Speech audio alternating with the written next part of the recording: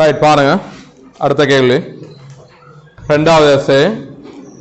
இந்த ஏ பரிமாண இயக்கம் வேக நேர வரைவுகளை தரப்பட்டிருக்கிறேன். ரைட், இரு புகையிரதங்கள் ஏபி என்பன ஒரே திசையில் ஒரே நேரான சமாந்தர பாதையில் நாறுகின்றன. இவற்றுக்குரிய வேக நேர வரைவு மேலே காட்டப்பட்டுள்ளது. அவை ஏ கமா பி என்பதாக குறிக்கப்பட்டுள்ளன. T7 பூஜ்ஜியத்தில் இவை நிலையம் பியில் இருக்கின்றன. சரியா, நிலையம் பியில் இருக்கிற ஏயும் பியும். ரைட், தேவையான சின்ன ஒரு ஸ்கெட்ச் போட்டுவோம். இப்படி இதான் நிலையம் பி. ஏ என்பவர் மீக்கிறாரு, பி என்பவர் மீக்கிறார். சரி, ரைட். புகையிரதம் பியின் ஆர்முடுகளை ms-2 கணிக்க. முதலாவது நேரடியான கேள்வி. வேக நேர வரைவு ஆர்முடுகள் படித்திறன் இல்லை பெறப்படுமே. புகையிரதம் பி தான் ஆர்முடுகிறாரு, ஆகவே படித்திறன் எடுக்கணும். ஆர்முடுகள் ஏ எடுப்போமே வந்து v/t படித்திறன் v/t கவனிக்கணும். இது நிமிடத்தில்.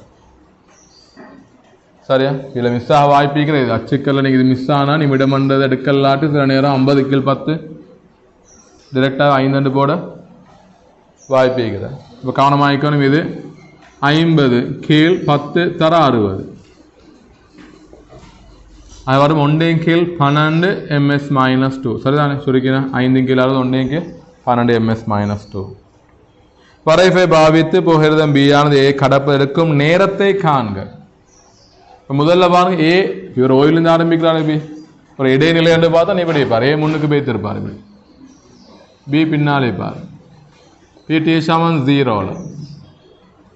சரியா, ஏ சீரான வேகத்தோட பயணிக்கிறார். சீரான வேகத்தோட பயணிக்கிறார். இவர் ஓய்விலிருந்து ஆரம்பித்து ஆர்முடுகிறார். ரைட், அப்ப இவர் கொஞ்சம் பின்னு தான் நிற்பார். ஏன்னா இவர் சீரான வேகத்தோட பயணத்தை குறித்த தூரம் இவர் ஓய்விலிருந்து ஆரம்பிக்குது. ரைட், அப்ப பி பின்னால் நிற்பாரு. இப்ப கேட்கிற எப்ப கடக்கும்னு சொல்லி திரும்ப முந்தி செல்லும் எப்பன்னு கேட்கிறான். இப்ப முந்தி செல்லணும்னு சொன்னா பயண தூரங்கள் அல்லது இடப்பெயர்ச்சிகள் சமநாயக்கன். ரைட், அப்ப T7 டீல முந்தி செல்லணும் வைங்களேன். ரைட், அல்ல T7 கேபிட்டல் டி என்று போட்டுக்கொள்ளுமே முந்தி செல்ல நேரம். ரைட், இது T7 டி இடைப்பட்ட ஒரு நேரம். கேள்வி, வரைவை பாவித்து புகையிரதம் பி ஆனது ஏ கடவுளுக்கு நேரத்தை காண்க. ஆக முந்தி செல்லணும்டா ஒரே இடத்துல இந்த ஆரம்பித்ததால 2 பேரும் பயணித்த தூரங்கள் சமநாயக்கணும். சானே, ஒரே நேர்கோடு வழி என்பதால பயண தூரங்கள் சமநாயக்கணும். பயண தூரங்கள் சமநாயண்டா வேக நேர வரைப்புல பரப்பளவுகள் சமநாயக்கம். பில சின்ன சமச்சீர் தன்மையை ஈஸியாக முடிவெடுக்கலாம். இந்த பரப்பும் சமனா. இந்த பரப்பு நான் நோட் பண்ண பாருங்க. இந்த பரப்பும் சமன். இது பாருங்க பொது பரப்பு. எனவே 10 நிமிடம் என்ற நேரத்தை எடுத்தா ஏ பரப்பளவும் அதாவது ஏ சென்ற தூரமும் பி பரப்பளவும் அதாவது பி சென்ற தூரமும் சமனா வரும். இந்த பரப்புகள் சமனா வர நேரத்தை எடுங்க. பரப்புல கணிக்க அவசியமே இல்லை. வளமையா அந்த கணிப்பு செய்யறமா கணிக்க அவசியம் இல்லை. நேரடியாக பார்த்து முடிவை கொடுத்தா சரி. ரெண்டாவது என்ன, முந்தி செல்ல எடுக்கும் நேரம் கணிக்கவாக 10 நிமிடம் அல்லது 600 செகண்ட். நிலையம் கியூவில் பி ஆனது ஏ கடக்கும் எனின் பி இயங்கிய தூரத்தை காண்க. நிலையம் கியூ ஆம். இது முந்தி செல்லியது கியூலையா. நிலையம் பி நிலையம் கியூ ஆம். ஆக பி இயங்கிய தூரம் வந்தா சிம்பிளா என்ன பரப்பளவு. ரைட், அவ எப்படி காணலாம் போல. பி இயங்கிய தூரம் என்றது ஏ இயங்கிய தூரத்துக்கே சமன். ஆக 10 நிமிடம் வர பரப்பளவு எவ்வளவு வரும்? ஆக இயங்கிய தூரம் சமன் பரப்பளவு. அரைத்தர அடித்தர உயரமனும் எடுக்கலாம் அல்லது இதையும் காணலாம். ஏன் பியிலிருந்து கியூ வர 2 பயண தூரங்கள் சமன். ஆனால் சிம்பிளா 25 தர 10 எடுக்கிறேன். 25 தர 10 தர 60 பெருக்கின எவ்வளோப்பா 150 2 15 கிலோமீட்டர். Sorry 15 kilometre. பாருங்க 25 150 அதில் ஒரு 0 வரும். அப்போ 3 0 இருக்குது. 15 3 0 15 கிலோமீட்டர். இரு புகையிரதங்களுக்கும் இடப்பெயர்ச்சி நேர வரைவை வரைந்து அவற்றை ஏபி என்பதால் சுட்டி காட்டுக. நிலையங்கள் பிக்கு ஒத்த புள்ளிகளையும் சுட்டி காட்டுக. இடப்பெயர்ச்சி அச்சு 80 ஆகும். 0.5 அப்படி 80 ஆகும். நேர அச்சு 20 நிமிடம் 80 ஆகும் எடுக்க. அதாவது 0.5 அப்படின்னு சொல்லினா இப்போ நேராக அச்செடுக்கணும் 20 நிமிடம் வரை 20 நிமிடம் வரை இது 10 நிமிடம் இது 20 சமனா பெரியங்க இந்த வரைவுகள் குறிக்கும் போது கட்டாயம் 00 காட்டுங்க அது ஒரு நியமம் இந்த முறை சார் பேப்பர் கரெக்ஷன் பார்த்துக்கிறாங்க வரைவு கேட்ட எல்லா இடத்துலையும் ஸ்ட்ரக்சரில் எஸ்ஏல அவங்க எதிர்பார்த்திக்கிற உற்பத்தியை குறித்து காட்டணும் 00 அது ஒரு பழக்கமாக வரணும் உங்களுக்கு அப்படி இல்லாட்டி எக்ஸாமு வராது சரிண்ணா சரியா அப்போ சும்மா இந்த பேப்பரில் எல்லாம் அது எதிர்பார்த்திக்க மாட்டாங்க ஆனாலும் கட்டாயம் இனி எங்கே வரைவு வரையுதோ எல்லா இடத்துலையும் 00 குறிக்க பழகுங்க அதோட இங்கெல்லாம் அச்சை குறிக்கணும் அழகை குறிக்கணும் அச்சு டி நேரம் அழகு நிமிடத்தில் இங்கெல்லாம் தூரம் எஸ்ன்னு போட்டுக்கொள்வோமே அழகு கிலோமீட்டரில் இங்கே 20 கிலோமீட்டர் வரை போட்டாம் 20 அப்போ இது 10 இங்கே 5 15 5 10 15 20 இது 5 10 15 20 ரைட் ஒத்த இடப்பெயர்ச்சி புள்ளிகளையும் பிக்யூக்கு ரைட் இனி பாருங்க இதில் ரைட் இப்போ 00 ஸ்டார்ட் பண்ணுவோம் ஏக்கு வரைது ஈஸியாண்ணா ஏக்கு 10 நிமிடத்தில் எவ்வளோ பாரு 15 கிலோமீட்டர் அப்படித்தானே 10 நிமிடத்தில் 15 கிலோமீட்டர் இந்த இடத்துல 10 நிமிடத்தில் 15 கிலோமீட்டர் கியூ வரதான் கேட்குறாங்களே இல்லை ரைட் இப்போ இடப்பெயர்ச்சி நேர வரைவு ஏக்குரிய ஒரு நேர்கோடாக வரணும் இப்படி ஒரு நேர்கோடு 10 நிமிடத்தில் 15 கிலோமீட்டர் இப்போ கணிச்சது ரைட் 10 நிமிடத்தில் 15 கிலோமீட்டர் இப்படி வரும் இதுதான் நிலையம் பிக்குள்ள பாயிண்ட் பிக்குரியது நிலையம் பி இவர் தான் நிலையம் கியூக்குரியது கியூ ஏன் தூரம் நாங்கள் எட்டு கண்டு 15 கிலோமீட்டர் சரி இரு புகையிரமாக இடப்பெயர்ச்சி நேர வரைவை வரையுது அப்போ இது ஏக்குரியது இப்படி போகுமா ஏக்குரியது 20 நிமிடம் வரை காட்டினா நல்லா சரி இப்போ 10 நிமிடத்தில் 15 20 நிமிடத்தில் 30 வரணும் பிக்குரியது பாருங்க பீரது ஆறுமுடுகள் இயக்கம் ஆரம்ப வேகம் 0 இடப்பெயர்ச்சி நேர வரைவின் கவனிக்கணும் இடப்பெயர்ச்சி நேர வரைவின் படித்திறன் வேகத்தை தரும் ஆரம்ப வேகம் 0 அவனுக்கு கிடையா இப்படி ஆரம்பிக்கணும் கிடையா ஆரம்பித்து 10 நிமிடத்தில் அவரும் 15 கிலோமீட்டர் அடைந்து வைப்பாரு அவரோட வேகம் இப்படி வரும் இதுதான் பிக்குரியது சரியா பார்த்தனே கருத வேண்டிய ஒரு முக்கியமான இடம் இதுல அந்த ஆரம்பம் நீங்க தொடங்குற இடத்துல தொடலி வரைந்தா கிடையா வரணும் இப்படி தொடங்குற இடத்துல கிடையா வரணும் தொடலி வரைந்தா கிடையா வரணும் ஏன்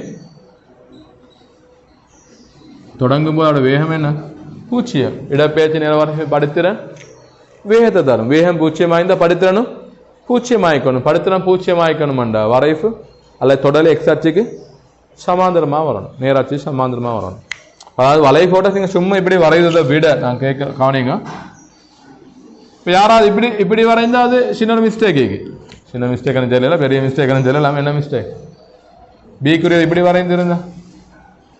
இப்படி வரைந்திருந்தா இது ஆறுமுடியால் இயக்கம் தான்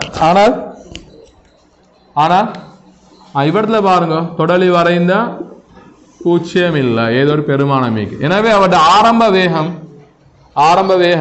0 இல்லைன்னு அர்த்தம் ஆரம்ப வேகம் 0 ஆயிக்கணும் நீங்க ஸ்டார்ட் பண்ணணும் அன்னளவா கிடையாய்க்கிற மாதிரி சரிதானே சில நேரம் எக்ஸாம்பிள் இப்போ கருதிக்க மாட்டாங்க ஆனாலும் கருத வாய்ப்பிக்கு இப்போ 00 கூட இவ்வளோ நாள் எக்ஸாமில் கருதலை அவங்க பார்க்கல ஆனால் இப்போ இந்த முறை பார்த்துக்கிறாங்க நீங்கள் 00 குறிக்கணும் சரிதானே அது ரைட் அப்போ அதில் ஏ பகுதி சரிண்ணா ஏ பகுதி சரி பாருங்க இன்னொன்று ஐந்தாவது இடப்பெயர்ச்சி நேர வரைவை மாத்திரம் பயன்படுத்தி இரு புகையிரதங்களுக்கு முறை வேகத்தை கொண்ட நேரத்தை எவ்வாறு துணிவீர் இடப்பெயர்ச்சி நேர வரைவை மாத்திரம் பயன்படுத்துன்னு சொன்னா நீங்க சரியா நல்லா கவனிக்கணும் இதா இடப்பெயர்ச்சி நேர வரைவை மாத்திரம் பயன்படுத்த துணியணும் பிவட்ட வேகம் மாறாது தானே யார்ட ஏட ஏன்னா அவட படித்திரம் மாறாது வேகம் மாறாது இடப்பெயர்ச்சி நேர வரைவுல படித்திரம் வேகத்தை தரும் அப்ப நீங்க என்ன செய்யணும்டா இவருக்கு தொடலி வரையணும் இப்படி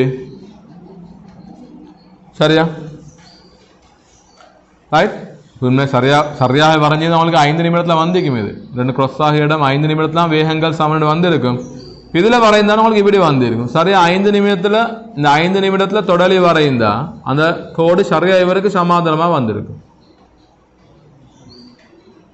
இது வளைகோடு படுத்துறங்கான தொடலியை வைத்து அப்போ சரியா நீங்கள் இந்த 5 நிமிடத்தை இப்படி தொடலி வரைந்திருந்தா 5 நிமிடத்தில் தொடலி வரைந்திருந்தா சரியா அது இவருக்கு சமாதானமாக வந்து சரியாக வரைந்திருந்தா ரைட்.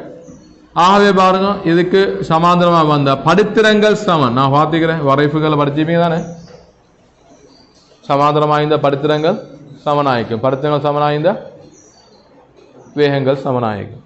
சரியா அது எப்படி கண்டுபிடிக்கலாம்? இடப்பெயர்ச்சி நேர வரைப்பை மாத்திரம் கொண்டு ரெண்டிடம் படித்திரங்கள் சமனாக வரும் நேரத்தை அல்லது ஒத்த நேரத்தை பெறுவதன் மூலம். சரியா இரு வரைப்புனதும் படித்திரங்கள் சமனாக வரும் நேரத்தை பெறுவதன் மூலம்.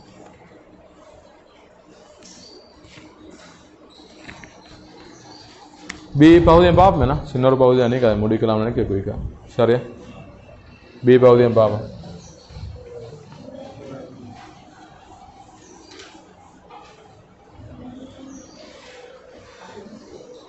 பாருங்க புகையிரதம் ஏயானது புகையிரதம் சியுடன் மோதி ஒன்றிணைகின்றது. இப்படி சொல்றாங்க. புகையிரதம் ஏ அல்ல பி பகுதியை பாருங்க. புகையிரதம் ஏ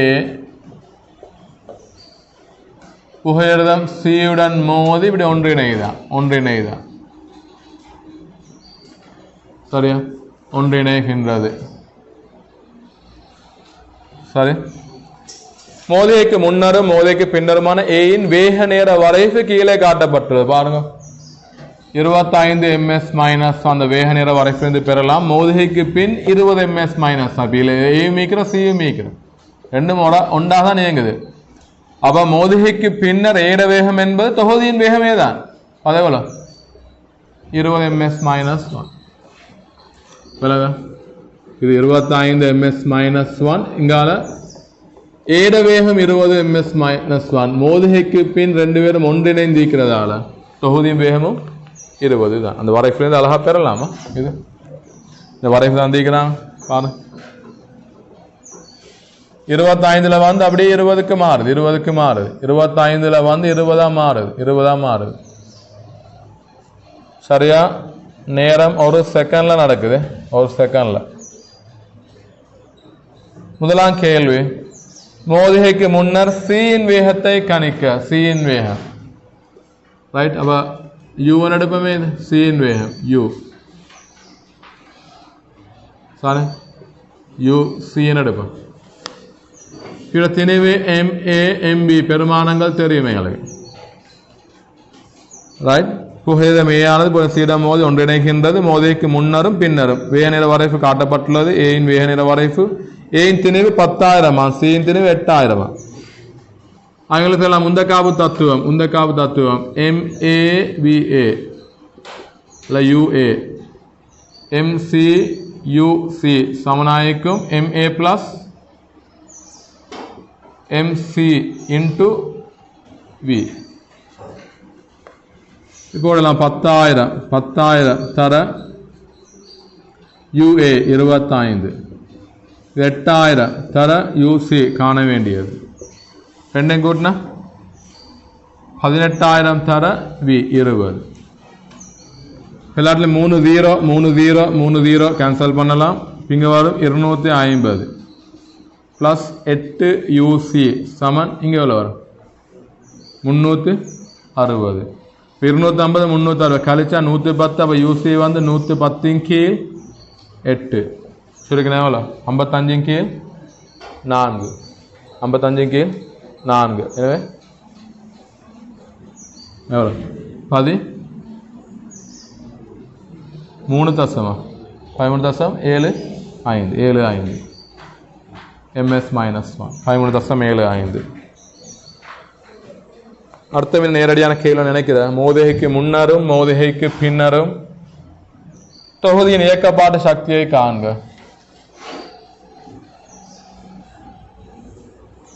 பிறகு மோதுகை பூர்ண மீள்தன்மையானதா அற்றதா? இப்ப நேரடியாக சொல்லலாம் மீள்தன்மை அற்றதுன்னு சொல்லி, கணிக்காமலும் சொல்லலாம், இயக்கப்பாட்டு சக்தியில கணிக்காமலும் சொல்லலாம். ஆகவே மோதுகைக்கு முன்னர் இயக்க சக்தி என்ன? மோதமுன் இயக்க சக்தி எவ்வளோ? சமன்பாடு அரை தர 10,000 தர 25 வர்க்கம் பிளஸ் அரை தர 8,000 தர 13.75 முழுவதையும் வர்க்கம். ரைட், நான் சுருக்கம் செய்யல பிள்ளைகள், கொஞ்சம் பெருமானத்தை மட்டும் பார்ப்போம். அது ஆன்சர் என்ன வருது? யாராவது சொல்லுமா? 38.8 38.8 1 தர 10 5 ஜூல் இப்படியா? ரைட். மோதிய பின் இயக்க சக்தி, மோதிகைக்கு பின் இயக்க சக்தி அரை தர 18,000 தர 20 வர்க்கம் எவ்வளோ வருது? 36 தர 10 ஜூல். சக்தி இழப்பு ஏற்பட்டீங்க இல்லையா? ஏற்பட்டீங்க. ஆகவே இது பூர்ண மீள்தன்மை அற்றது. இந்த கணிப்பு இல்லாமல் எப்படி சொல்லலாம்? இந்த கணிப்பு இல்லாமல் எப்படி சொல்லலாம்? பூர்ண மீள்தன்மை மோதியில் ஒரு இயல்பிக்கிற அணுகு வேகம் பிரிகை வேகத்துக்கு சமனாயிக்கும். ஒன்று அணுகிற வேகம் பிரிகை வேகத்துக்கு சமனாயிக்கணும். சரியா? இங்க ஒன்று அணுகிற வேகம் ஒரு பெருமானம் மிகு பாருங்க, 25 13.75. அப்ப கழிச்சா வாரதான் அணுகு வேகம். பிரிகை வேகம் 0, பிரிதில் உண்டாயங்குது. ஆகவே பிரிகை வேகம் 0. ஆக அணுகு வேகம் பிரிகை வேகத்துக்கு சமன் இல்லை. இது உங்களுக்கு சும்மா எம்சிக்யூவில் முடிவெடுக்கலாம். அணுகு வேகம் பிரிகை வேகம் இது சமனில்லாட்ட பூர்ண மீள்தன்மை அல்ல, அந்த முடிவுக்கு போகலாம். ஒன்று அணுகிற வேகம் வந்து பாருங்க, 25 - 13.75 தான் அணுகிற வேகம். அணுகிற வேகம் 25 - 13.75. பிரிகை வேகம் 0, பிரிது இல்லை. ஆக ஒன்று கொண்டு சமன் இல்லை. பூர்ண மீள்தன்மை ஆய்ந்தா அணுகிற வேகம் பிரிகை வேகத்துக்கு சமனாயிக்கணும். அது சமன் இல்லை, எனவே பூர்ண மீள்தன்மை இல்லை என்று முடிவுக்கு போகலாம். சரியா? ஆனால் இதுக்கு ஒரு ஸ்பெஷல் பேர் செல்வ பூர்ண மீள்தன்மை அற்றது என்று சொல்லு. அதெல்லாம் கேளுங்க, இந்த பாயிண்ட் எல்லாம் எடுத்துக்கோங்க. மோதுகைக்கு பின் 2 திணிவுகள் ஒன்றாக சேர்ந்து இயங்குமாய்ந்தா, சேர்த்து திணிவாக இயங்குமாய்ந்தா அந்த இயக்கம் ஒருபோதும் பூர்ண மீள்தன்மையாக இருக்காது. அங்கே கட்டாயம் இயக்க சக்தி இழக்கப்பட்டிருக்கும். சரியா? இயக்க சக்தியில் இழப்பு இருக்கும். ரைட். அந்த 2 ஒன்றா சேர்ந்து இயங்குறதுக்கு இன்னொரு பேரு செல்ற பூரண மீள்தன்மை அற்றதுன்னு சொல்லு. சக்தியில பீந்தாலே பூர்ண மீள்தன்மை அற்றது அல்ல, 2 ஒன்றா சேர்ந்து இயங்குமாய்ந்தா பூர்ண மீள்தன்மை அற்றது. சரிதானே? ரைட். ஆக ஆன்சர் வந்து பூர்ண மீள்தன்மை அற்றது.